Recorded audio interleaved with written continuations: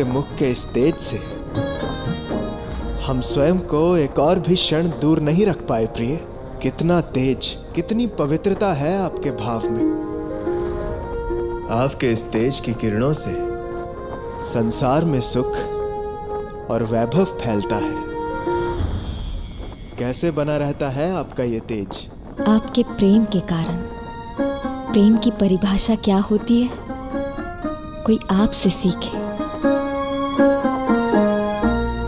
हम सदैव आपके साथ रहेंगे, कभी भी कहीं भी आपको छोड़कर नहीं जाएंगे। फिर आप किस बात को लेकर इतनी व्याकुल हो रही है? हम दोनों की मित्रता को लेकर।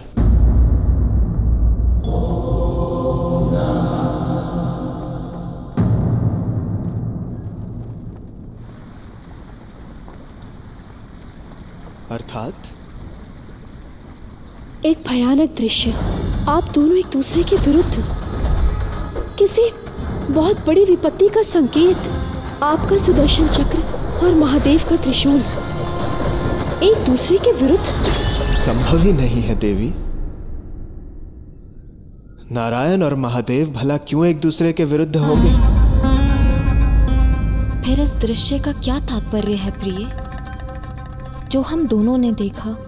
यदि आप दोनों ने एक ही दृश्य देखा है तो अवश्य उसका कुछ तात्पर्य होगा। परंतु नारायण और महादेव इस संसार को मित्रता का पाठ पढ़ाने के लिए हर युग में साथ आते रहेंगे, एक दूसरे के विरुद्ध नहीं। युग तो बदलेंगे, परंतु नारायण और महादेव की मित्रता सदैव घनिष्ठ ही होगी, चाहे सतयुग हो या त्रेता या फिर द्वापर युग। और कलयुग, जब उसका समय आएगा तब क्या प्रिय? कली के युग में चारों ओर केवल अंधकार हो जाएगा।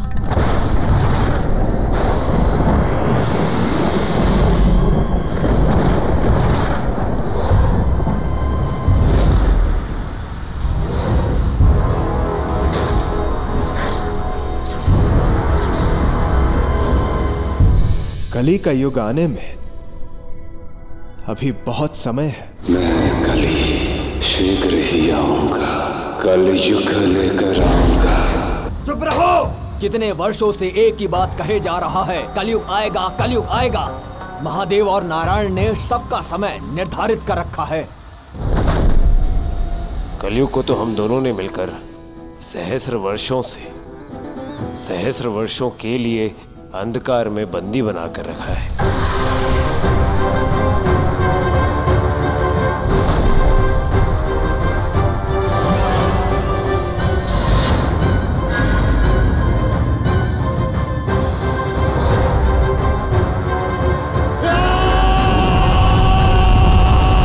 कलयुग अवश्य आएगा, परंतु अपना समय आने पर, और अभी तो केवल सतयुग के आने का समय है। मैं कली संसार के सभी विधि विधानों को तोड़कर आऊंगा, उस सतयुग को मारकर अपना युग लेकर आऊंगा, कलयुग लेकर आऊंगा, कलयुग लेकर आऊंगा। कली तो किसी नियम का बाध्य नहीं है, उसे यह विधि विधान तोड़ने में क्षण भर नहीं लगेगा। और यदि ऐसा हुआ तो? ऐसा कभी नहीं होगा देवी शक्ति। समय नहीं आया है कलयुग के अंधकार से बाहर निकलने का। आज मैं अंधकार से भरी इस कोठरी से मुक्त हो जाऊंगा, इन बेड़ियों से निकल कर जाऊंगा, और तुम्हारे देवता स्वर्ग के महाराज इंद्र की मूर्खता बनेगी मेरे यहां से निकलने का कारण।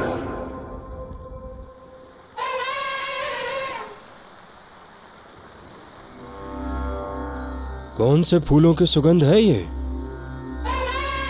देवराज इंद्र,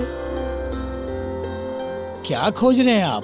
प्रणाम ऋषि दुर्वासा। आयुष्मान भव। आज स्वर्ग का वैभव छोड़कर आप वन का आनंद लेने कहाँ आ गए?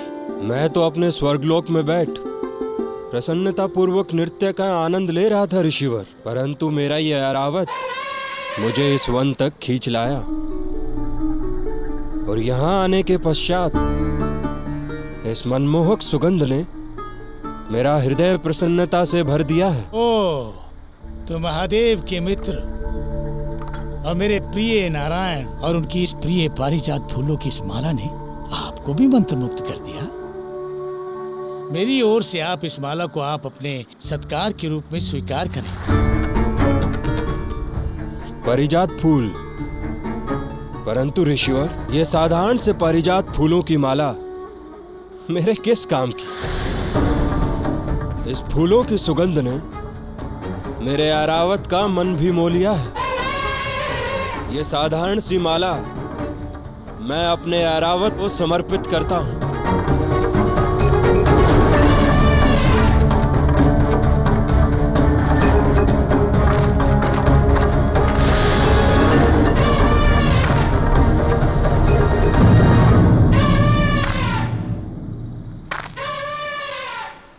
देवराज इंद्र,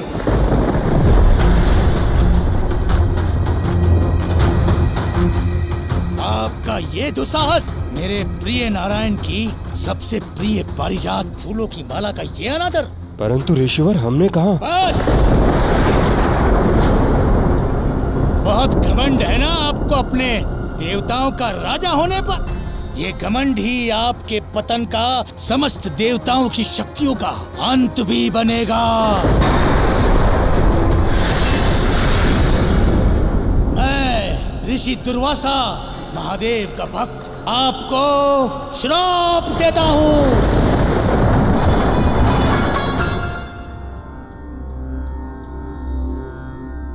आप इस प्रकार चिंतित मत हुआ करिए, हम सदैव आपके साथ ही रहेंगे। सभी देवता आपकी इस मूर्खता और घमंड के कारण श्रीहीन हो जाए और ये ऐरावत जिसकी आप सवारी करते हैं, ये आपसे लुप्त हो जाएगा। आपके समस्त जीवन में लक्ष्मी का कोई भी स्थान नहीं रहे, कोई भी स्थान नहीं रहे, कोई भी स्थान नहीं रहे।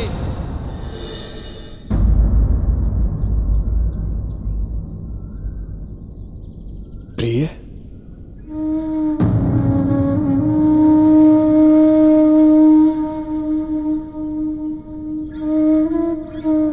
दुर्वासा ऋषि का श्राप, हमें जाना होगा। हमें छोड़कर मत जाइए प्रिय, आपके बिना ये वैकुंठ अधूरा है, ये विष्णु आपके बिना अधूरा है। आपका स्थान कमल की पंखुड़ियों पर है, जिनकी शोभा आप ही हैं। इन पेड़ पौधों की लाली आपसे है, हमारे मन की शांति आपसे ही है प्रिय। प्रिय, हमें जाना ही होगा। जिस प्रकार हम अपने भक्तों के वरदान का मान रखते हैं, ठीक उसी प्रकार हमें अपने भक्तों के श्राप का मान भी रखना होगा। ऋषि दुर्वासा का श्राप है, उसे तो पूरा करना ही होगा। समुद्र में विलुप्त होना ही होगा, एक उद्देश्य के लिए, संसार को सीख देने के लिए।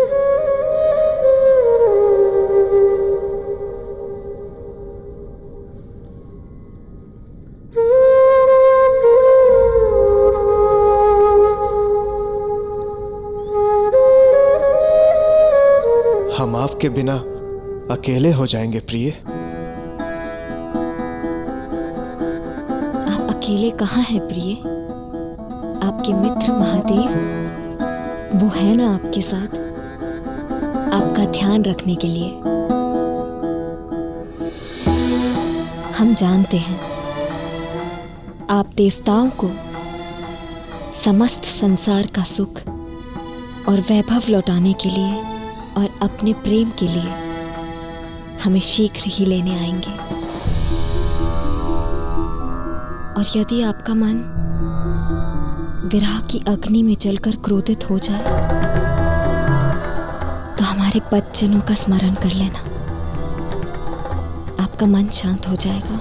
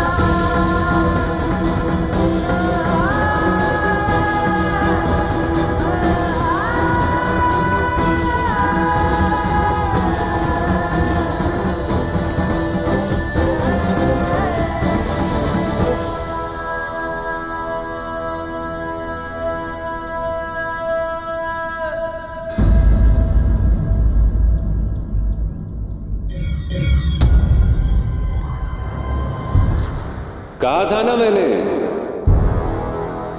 हो गए देवता श्रीहीन अपनी मूर्खता के कारण। अब श्री नहीं तो देवताओं की शक्ति भी नहीं। इस कारागृह की सारी शक्तियां समाप्त हो गई हैं। देवी लक्ष्मी भी समुद्र में विलुप्त हो गई हैं। अब तुम्हारे विलुप्त होने का भी समय आ गया है।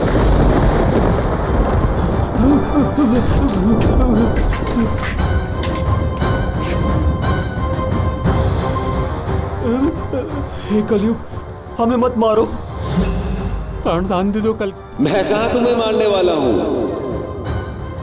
कलयुग में तो भाई भाई को मारेगा, बेटा बाप को मारेगा, और मित्र मित्र को मारेगा।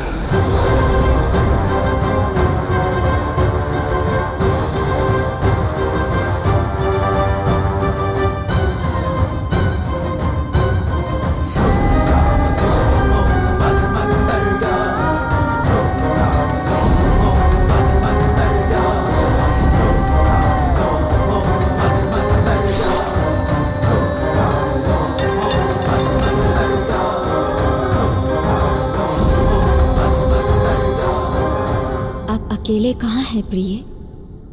आपके मित्र महादेव वो है ना आपके साथ, आपका ध्यान रखने के लिए।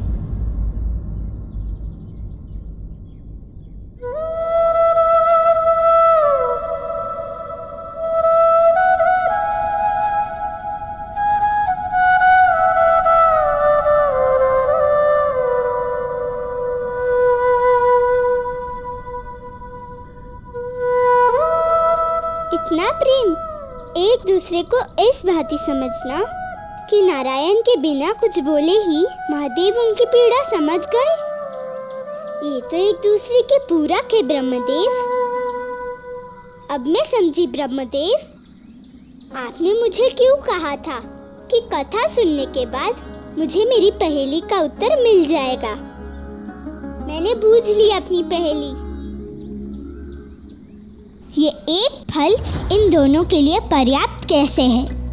संसार एक, सृष्टि एक, वैसे न से नारायण और म है महादेव, मिलकर बनते हैं एक नमः।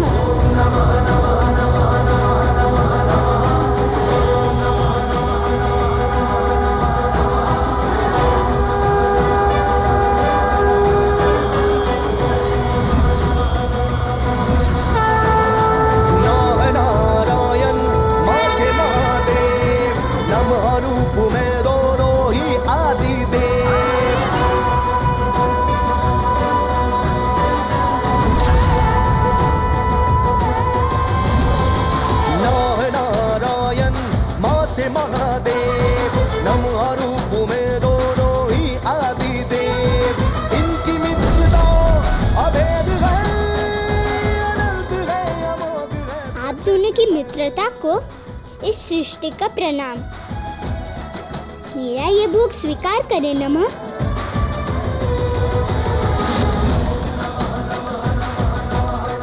परंतु ब्रह्मदेव, यदि कलयुग में नारायण और महादेव के कारण इस सृष्टि के भीतर जो संतुलन बना हुआ है, यदि उसे बिगाड़ने का प्रयत्न किया तो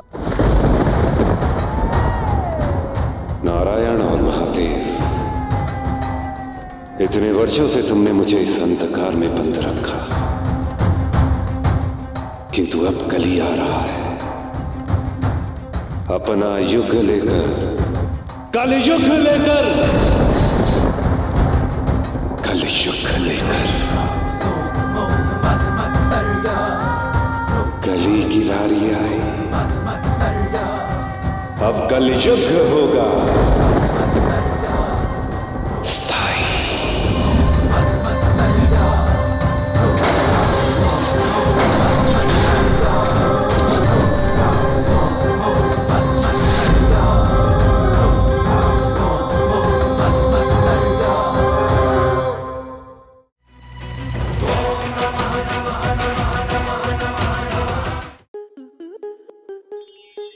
स्टार प्लस के ऐसे ही और बेहतरीन लम्हे देखने के लिए सब्सक्राइब करें हमारे YouTube चैनल को।